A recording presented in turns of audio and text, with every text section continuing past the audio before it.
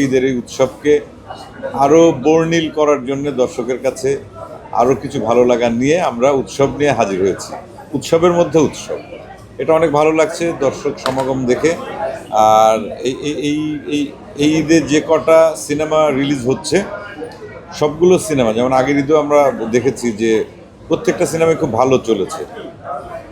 এটা আমরা আসলে চাই যে আমাদের সিনেমা এইভাবে এগিয়ে যাক এবং আমাদের দর্শকেরা সিনেমা হলে এসে সিনেমা দেখুক, এবং যত দর্শক আমাদের সিনেমা হলে এসে সিনেমা দেখবেন আমরা আসলে তত বেশি ভালো ভালো সিনেমা নির্মাণ করতে পারবো।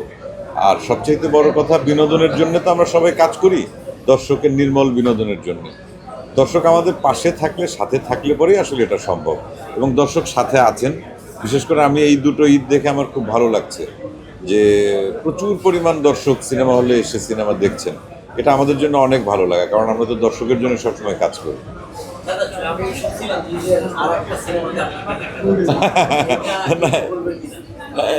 আসো, সাদিয়া আইমান, সৌম্য কই? সৌম্য, আচ্ছা। এই ছবিতে আসলে বেসিক্যালি অভিনয় করেছে আমাদের উৎসবে জাহিদ ভাই, জাহিদ হাসান। আর জাহিদ ভাইয়ের ছোটবেলা করেছে সৌম্য, আর মিমি আপার ছোটবেলা করেছে সাদিয়া আইমান। আমরা সবসময় চাই দর্শক ভিন্ন ভিন্ন স্বাদের সিনেমা পাক। তা সেই জায়গা থেকে যদি আমরা বিচার করি, এই উৎসব একটি গল্পের আঙ্গিকে বলি, অথবা যে ধরনের সিনেমা রেগুলার আমরা দেখি তার চেয়ে একটু আলাদা রকমের, হরর কমেডি টাইপের।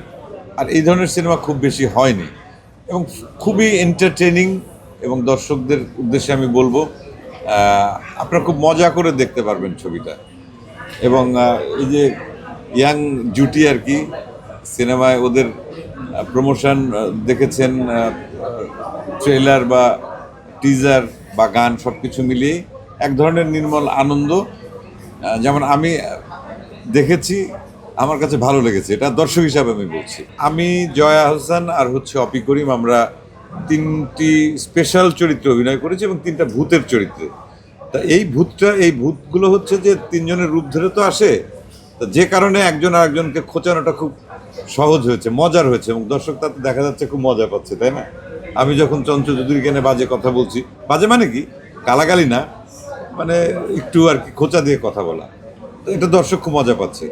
এই উৎসবটা কিন্তু একটা নতুন আঙ্গিক তৈরি করলো আমাদের সিনেমার ক্ষেত্রে, যে হরর কমেডি আর কি, যেটা এই হরর কমেডিটা আসলে খুব বেশি হয়নি, আমার খুব বেশি জানা নেই যে দর্শক। এবং আমরা এই গল্পের সবচেয়ে বড় যেটা মজার বিষয়, যে সময়কালটা 90-এর দশক, এবং সেই 90-এর দশকের লুকটা কীরকম ছিল, পোশাক আশাক থেকে শুরু করে আমাদের সোসাইটি, আমাদের আচার আচরণ, সব কিছু এটা একটু রিকল করা আর কি। ওয়ালটন আবারও মিলিনিয়ার অফারে ওয়ালটন ফ্রিজ কিনে আপনিও হয়ে যেতে পারেন মিলিয়নিয়ার। মিলিনিয়ার ছড়াছড়ি দেশ জুড়ে, এটা শুধু ওয়ালটেনই পারে।